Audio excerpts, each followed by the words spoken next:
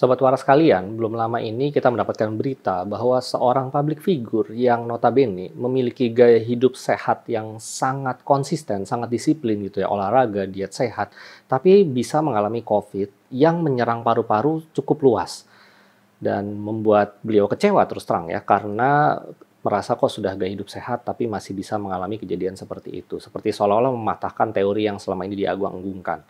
Jadi, apa sih sebenarnya yang terjadi? Untuk itu, mari kita berkenalan dengan istilah badai sitokin yang terjadi pada pasien-pasien COVID-19.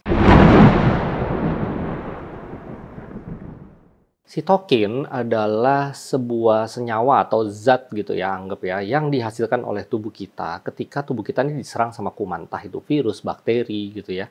Nah, senyawa-senyawa ini tuh sebenarnya merupakan produk untuk komunikasi antara sel-sel kekebalan tubuh ya, entah itu sel darah putih, makrofag, lalu antigen presenting sel, segala macam, pokoknya sel-sel pertahanan tubuh, termasuk sel plasma gitu ya, yang menghasilkan antibodi, supaya terjadi reaksi peradangan yang cukup.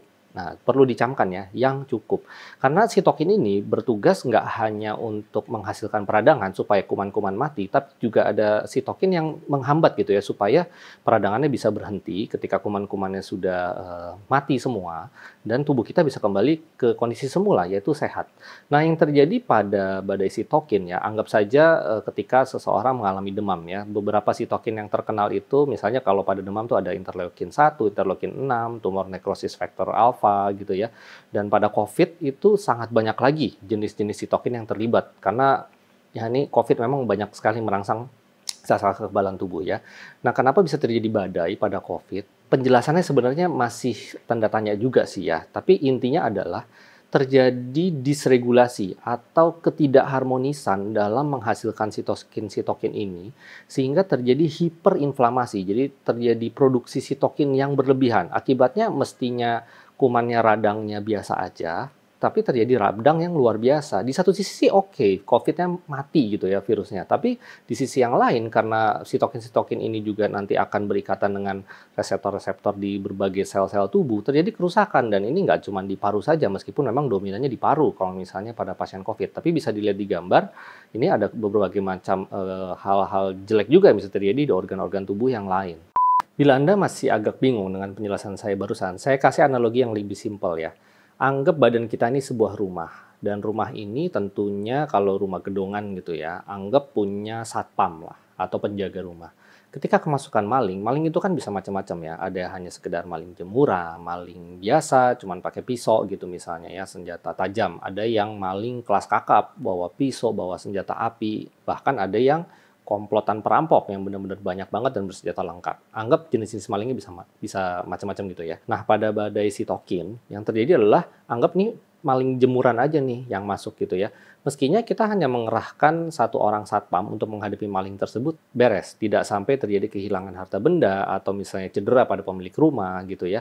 Tapi yang terjadi pada badai sitokin adalah yang datang maling jemuran, tapi pemilik rumahnya nih ya, manggil Satpol PP, ABRI, TNI, bahkan kalau perlu Air Force One gitu ya dari Amerika Serikat didatangkan dan membom nuklir si maling jemuran tersebut. Bayangkan, malingnya cuma maling jemuran tapi diserangnya habis-habisan seperti itu. Sehingga akibatnya apa ya? Tentu medan pertempurannya yaitu rumah yang menjadi tempat masuknya si maling jemuran tentu juga ikut porak-poranda. Barang-barang hancur lebur gitu ya, bahkan rumahnya mungkin hancur berantakan atau lebur jadi tanah. Kalau misalnya lebur jadi tanah, rumahnya nggak ada, ya itu sama dengan orangnya meninggal. Ya kurang lebih analoginya seperti itu. Mudah-mudahan bisa lebih dipahami ya. Menjalankan gaya hidup sehat tentunya sangat-sangat tidak salah teman-teman. Ingat ya, penyakit itu nggak cuma COVID, masih ada penyakit yang lain. Diabetes, darah tinggi, sakit jantung, stroke, sakit ginjal, dan berbagai penyakit lain yang sangat dipengaruhi oleh pola hidup sehat. Jadi ya memang di atas kertas sih mestinya ya kalau menjalankan pola hidup sehat itu respon imun bagus, terus juga recovery-nya cepat. Tapi memang untuk kasus COVID ini agak-agak spesial. Ini virus memang virus baru, masih banyak hal yang belum diketahui. Dan di lapangan saya pun sudah menemukan ya kejadian serupa, meskipun memang agak jarang ya. Kan teorinya tuh kalau punya komorbid, usia tua, punya penyakit macam-macam yang notabene mempengaruhi sistem imun gitu, itu resiko mendapat COVID lebih berat itu lebih tinggi kemungkinannya. Tapi tetap saya pernah mendapatkan usia muda, tidak punya komorbid, fit, tapi terkena COVID kritis dan bahkan ada yang meninggal. Dan ini juga berlaku untuk vaksin. bukan bukan berarti vaksin nggak ngaruh, enggak ya. Tetap dari data statistiknya, yang sudah divaksin mengalami kejadian COVID berat atau sampai harus dirawat itu angkanya jauh lebih kecil, tapi tetap ada. Nah itu dia kan, makanya jadinya kan kita nggak bisa tuh untuk berhenti protokol kesehatan meskipun sudah divaksin, karena tetap fokus utamanya adalah jangan sampai kena COVID. Amit-amit sampai tetap kena, paling nggak dengan divaksin kita memperkecil resiko kita untuk terkena gejala COVID yang berat atau kritis. Kalau sampai masih terkena kritis juga, ya itu memang ya tanda kutip ya, termasuk ke golongan yang apes tuh ya, atau ya saya nggak tahu deh Tuhan punya rencana apa sama diri kalian. Ya sisanya berdoa. Masks, no masks, everything, you can do all you want, but you still need help from the boss. You need help from the boss.